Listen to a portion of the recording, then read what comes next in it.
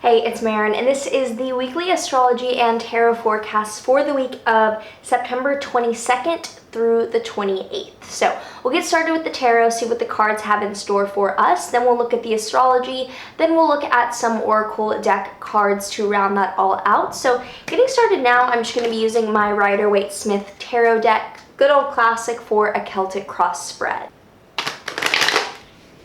So this is a really interesting spread here.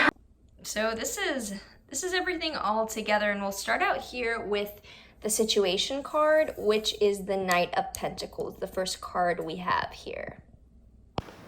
So the Knight of Pentacles generally deals with like unity and responsibility and having everything that you need, kind of all working together. We're all on the same page. The situation is handled. The companion card that we have to this is Judgment, and because I pulled it this way, it's actually Judgment reversed.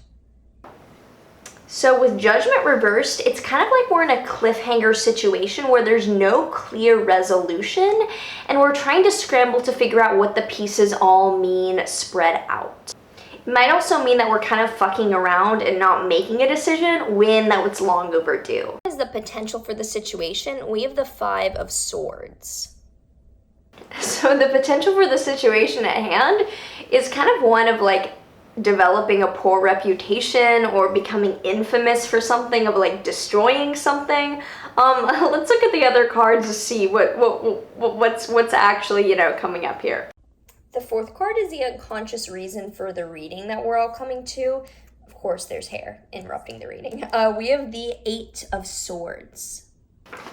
So we're interested in getting guidance because we've recently dealt with bad news or things not coming our way how we intended them to end up having the message as.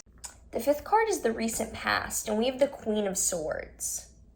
Which is funny because I'm pretty sure I pulled the Queen of Swords in last week's reading, like as the future. So we came from a bit of mourning. We might have been mourning the loss or have felt emotionally impoverished coming from last week. The sixth card is the future, and we have the Sun. So the Sun is associated with the sign of Leo. It's about exhibiting who you are and opening up. So I think that a lot of what's going to benefit us is just by like doing our thing and not worrying so much. Has my boob been out this whole video? That's really embarrassing. Doing our own thing and not thinking about like what we're seen as, but simply showing our own light and learning that sometimes the best therapy is exposure therapy and just complete visibility as who we fucking are. The seventh card is us, the person in the reading, and this is the Six of Cups. This card generally has to do with reflecting on the past, so we're feeling nostalgic, or we're looking at good things from the past and kind of reveling in past situations, and we aren't necessarily dealing with the situation at hand. The eighth card is our influences or environment, and we have the Ace of Wands. So our environment is one of complete inspiration and like artistic just environments, and there are a lot of ideas buzzing around us. The ninth card is our hopes or fears about the situation. We have the Two of Cups. So the Two of Cups, as it looks like with the couple there, it is a card about love or union or like emotional security with another. So we're wanting a relationship of some sort, and we're also scared of that intimacy. Finally, the outcome of the situation is the Devil card. Which is really funny because last week I was wearing like a Devil card tube top, hoping I would pull the Devil card so I could be like, I'm wearing what's on my top, and it didn't come until this week. It's interesting because the Devil card is associated with the sign of Capricorn and of like the things that you need to get done around you in order to do the things you want to do. On the Devil card itself, it has the Lovers card chained, but since we just pulled Two of Cups as, you know, the hopes and the fears in terms of a relationship, and the Devil often representing long-term relationship, we very well may be entering like a long-term stable partnership and learning what kind of bondage honestly comes with that. So with that being said, let's look to the astrology for the week. So this week starts out with a Mercury-Saturn square, which definitely has us starting with a fear of speaking our truth or some kind of like stage fright or having our tongue tied a bit with a limitation on our communication. The moon is in Cancer, so that doesn't really help because the crab, we're withdrawing. So I would say the week starts out definitely with us needing to go within to feel safe and knowing that that is okay and it doesn't have to be your performative day. There's a Moon-Venus square and a Moon-Saturn opposition, so the feeling of what we deserve definitely is coming up and what boundaries we have self-imposed on ourselves. Use that less of a time to deprive yourself or like self-punish and more of a time to inquire about why you think you deserve only the amount that you think you deserve. Monday the 23rd, there's a cardinal cross happening for the Libra equinox with the Sun and Venus in Libra opposing Chiron in Aries, and then Moon, North Node in Cancer opposing Saturn, Pluto in the South Node in Capricorn. It's really indicating a passionately complicated initiation for how I want to get things done, because the fall is coming on to us, and with so much focus basically on an emphasis of how do I act in relation to how others see me and how structures support me, there's a lot of complicated energy regarding the self in relation to others, in relation to the structures that are holding us in place, and having to decide how we're going to go into this season considering those things. The Moon-Pluto pretty precise opposition further complicates this like race for control of like, how do I control myself so that others don't control me, so I can control the structure, or is it controlling me? Maybe just breathe through it and know that each micro decision, each decision you make is a vote towards the life that you want. On Tuesday the 24th, the moon in Leo will square Uranus, so that really urges us with a rush of restlessness to act somehow. Make sure that you're not acting brashly, and instead maybe it's some type of impulse that's healthy to make, like an artistic choice or something, not a dyeing all your hair when you know you're going to regret it. Then there's a Mercury-Jupiter sextile, so there's opportunity, if we allow it, to ease the anxiousness with putting our energy towards a project that we are invested in logically. Use internal restlessness as fuel, not as a maze. On Wednesday the 25th, the moon in Leo will trine Jupiter, which is an aspect of supreme harmony, of supreme confidence to start our day, of self-empowerment, of going after the opportunities and expansion and knowledge that we know that we deserve to, it's our birthright to go after.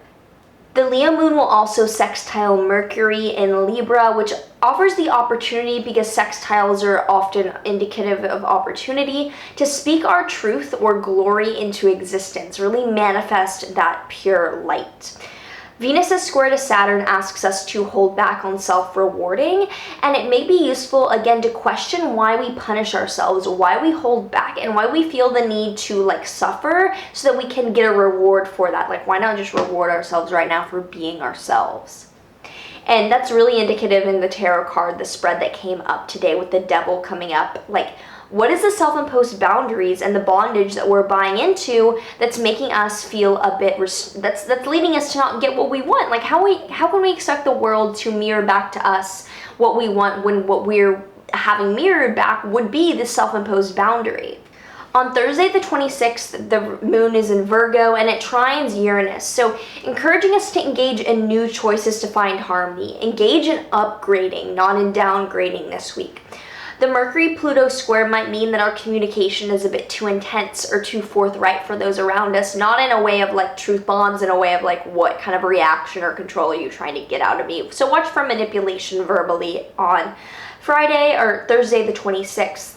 The Sun-Chiron opposition further will like bruise egos basically. Remember that people-pleasing or playing victim doesn't help anyone, and instead of trying to manipulate how you seem to others to get a reaction, just worry about yourselves and deciding in the here and now what is my most aligned truth. On Friday the 27th, the Moon-Neptune opposition definitely wakes us up on a confusing note. Don't be surprised if Friday the 27th you're like, nope, not getting out of bed today. Totally okay. Like, take a bath, go for a swim, do something to bridge that weird lethargy, weird disconnect that's going on early Friday. The Moon-Pluto trine might help us determine what's worth entertaining as an activity for the day and what isn't. So decisiveness might be our forte on the 27th. Saturn conjoins the South Node for the final time. So this is like the final ultimate ask for release of self-imposed boundary. I could not have made this up with the Devil card coming up as the end result. This is the final time for you to fucking release the boundaries that you have on letting yourself get the rewards that you know you want. Like, what is taking up the space in your life that is not allowing for what you want to come in? What is the placeholder that you're keeping in terms of self-improvement that's keeping you from the relationship? What is the time that you're spending obsessing in your life that could be spent to attracting the people, the things, the situations you know you want? Finally, Saturday the 28th is a new moon in Libra at 2:26 p.m. Eastern Time. So Sun, Moon, Venus, Mercury, all in Libra opposite Chiron and squaring the Capricorn planets, means that healing might come through an unrelated ease rather than working through the difficulty or trying to solve the immediate pain. Like, okay, the Capricorn planets in their square know that there's like something that's really coming up for us to hold the brakes on. What if we just instead look at the Chiron vulnerability and say, I am here for you, I allow you to heal on your own time, and I'm not going to obsess about how embarrassed or how limited or how small I feel. I'm going to focus on the good shit, the Libra harmony, the Venusian like beauty in my life, and see how focusing on the beauty might then bleed into solving the Saturn and Chiron issues. Trust that you can evolve through allowing rather than pushing. Like, you can effort your way through life, or you can be like, universe, wow me. So with all that being said, let's look at the Work Your Light Oracle deck, see what guidance comes up in the Oracle cards. Oh, we have some new cards in the mix here. So we have a head, body, heart spread here. And first off, for the head, we have the crumbling. What are you clinging on to? This is so resonant with the rest of the week. What are the self-imposed boundaries that you are convinced you need to hold on to in order to better yourself? Like, really examine beliefs this week. That is a theme of examining the beliefs so that you can come out vulnerably as yourself without the weird backlash of like, this is how the world wants to see me. Like, the world doesn't want to see you anyway. Like, the world doesn't want to see you. You need to see yourself, and then the world will want to see you as a result. The body card is align your life. What is not aligned or needs to change? So the boundaries really could be like physical boundaries of not letting yourself like treat yourself physically or with nourishment and eating, or with spending your time physically doing what you love, like just fucking dancing or going on walks and whatnot. Like, where are you keeping yourself small in hopes that someone will save you? Finally, the heart card we have is Priestess. How are you being called to step up and lead? I've never pulled this card before, so I'm gonna read in the little book what it says. You don't need to have it all together to lead. In fact, it helps if you don't. Don't estimate the power of sharing your story. Leader has the courage to go first. Your tribe is waiting for you. Step forward so they can find you. How are you being called to step up and lead? How can you be the leader you wish you had? So instead of waiting for someone to unlock the chains of our self-imposed boundaries, how about we just knock down the chains ourselves and lead the world through that example? We don't have to have the perfect formula for being ourselves figured out. We just have to be honest about what we know isn't working, and that will then lead others to follow suit. With the Sun card having come up in the tarot spread as our end result, the end result will be stepping into truth. It's just like, how hard do we make that journey? What are the self-imposed boundaries that we keep latching onto for hopes that someone else will tear them down? Like, be that person for yourself and watch what happens. So with that all being said, I hope this was helpful. If you did find it helpful, like, subscribe, do all the things. It helps out. I would love to read for you, so astrology consultations, info, all that is down below. Otherwise, I will see you in the next video.